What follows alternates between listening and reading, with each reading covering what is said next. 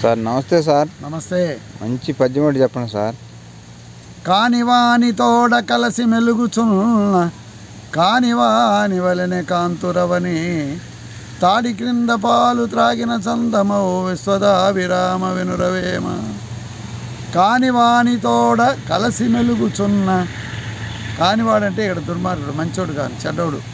ఊళ్ళో వాడి మాట అంటేనే వాడి మాట నాకు చెప్పద్దు, వాడు తాగిపోతాడు, అబద్ధాలు చెప్పేవాడు, 10 మందికి డబ్బు తీసుకొని ఎగ్గొట్టేవాడు, దొంగ, ఇలాంటి పేర్లు ఉంటాయి కొంతమందికి, మోసగాడు, ఇలాంటి పేర్లు ఉంటాయి. ఇలాంటి వాళ్ళందరూ కూడా కానివాడి కిందే వస్తారు. కానివాడు అంటే చెడ్డవాడు. వాడితో నువ్వు కలిసిమెలిసి తిరుగుతుంటే నిన్ను కూడా ఊళ్ళో ఈడు కూడా అలాంటి వాడే అని లెక్క చేస్తారు సమాజంలో. ఎవరైనా అంతే. Tell me your friend name, I will tell you your character అని ఇంగ్లీష్లో ప్రవర్బ్. నీ స్నేహితుడు ఎవరో చెప్పు, నీ గుణగణాలు నేను చెప్తాను అని. అంటే నీ స్నేహితుడు మంచోడైతే నువ్వు కూడా మంచోడే, నీ స్నేహితుడు దొంగ తాగుబోతాడైతే నువ్వు కూడా అలాంటి వాడే అని అర్థం.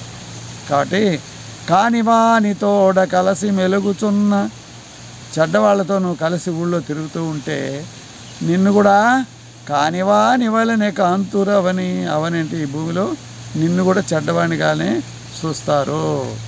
ఎంత చక్కని మాట చూడు, నిజంగా చిన్న మాటలతో వేమన ఏమి నీతిని అందించినాడో చూడు. కాబట్టి చెడ్డవాళ్ళతో స్నేహం చెయ్యొద్దు అని చెప్తున్నాడు. కానివాని తోడ కలసి మెలుగుచున్న కానివాని వలెనే కాంతురవని తాడి క్రింద పాలు త్రాగిన చందమో. తాటి చెట్టు కిందకి పోయి నువ్వు పాలు తాగుతున్నా కానీ ఎవడన్నా దూరం నుంచి చూస్తే తాటి చెట్టు కింద అందరూ ఉన్నప్పుడు, మనం ఉన్నప్పుడు అందరూ తాటి కళ్ళు తాగుతున్నారు అందరూ అని పేరు వస్తుంది. కానీ వాళ్ళందరూ కళ్ళు తాగినా నేను ఒకడు మాత్రం పాలు తాగినానంటే ఎవడు నమ్మరు నిన్ను, నువ్వు కూడా తాగుబోతాడు కిందనే లెక్కేస్తాడు. కాబట్టి అటువంటి చోటికి నువ్వు వెళ్ళకూడదు, తాటి చెట్టు కిందకి పోకూడదు. నువ్వు ఇంటికాడే ఉండి పాలు తాగు. కానీ సీసాలో పోసుకొని పోయి నేను పాలే తాగినానంటే అది ఎవడో నమ్మడు. కాబట్టి చెడ్డవాడితో చేరి నేను మంచివాడిని అంటే నిన్ను నమ్మరు, నిన్ను కూడా చెడ్డవాడి కిందనే లెక్క కడతారు. ఎలాగయ్యా అంటే తాటి చెట్టు కింద పాలు తాగిన విధంగా. తాటి చెట్టు కింద పాలు తాగినా అందరూ కళ్ళు తాగినాడని అంటారు.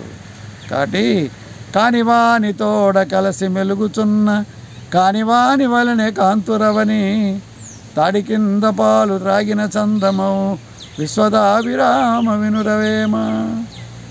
కాబట్టి మన కోపం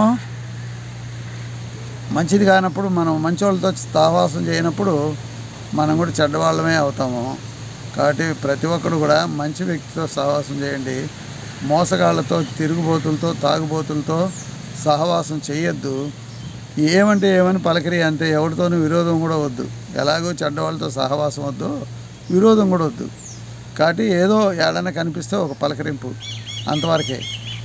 మంచివాడైతే గంటల తరబడి మాట్లాడు, వాళ్ళ ఇంటికి నువ్వు పో, మీ ఇంటికి వాడిని పిలువు, ఒకరింట్లో భోజనం చేయండి, ఒకరి గుణాలు ఒకరికి, ఒకరి కష్టాలు ఒకరికి చెప్పుకోండి, అది తప్పులేదు.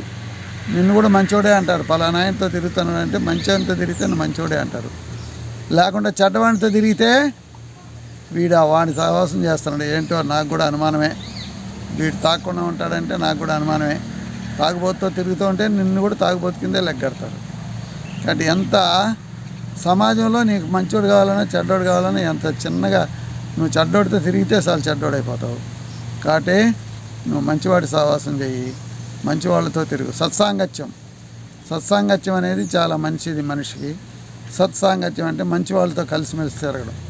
అది నీకు కోరికలు లేకుండా, నీకు చెడు లేకుండా ప్రశాంతతనిస్తుంది, స్వచ్ఛతనిస్తుంది, నీకు మంచి క్యారెక్టర్ని ఇస్తుంది సత్సాంగత్యంలో. అంటే మంచి వాళ్ళతో కలిసిమెలిసి తిరిగితే. కాబట్టి ఎప్పుడు కానీ చెడ్డ వాళ్ళతో స్నేహం చేయొద్దు, మంచి వాళ్ళతోనే స్నేహం చెయ్యి. అది ఈ పద్యం యొక్క సారాంశం. ఎంత చక్కని మాటలతో వేమన మనకు 4 మాటలతో ఎంత నీతి చెప్పినాడో చూడు. అది రైట్.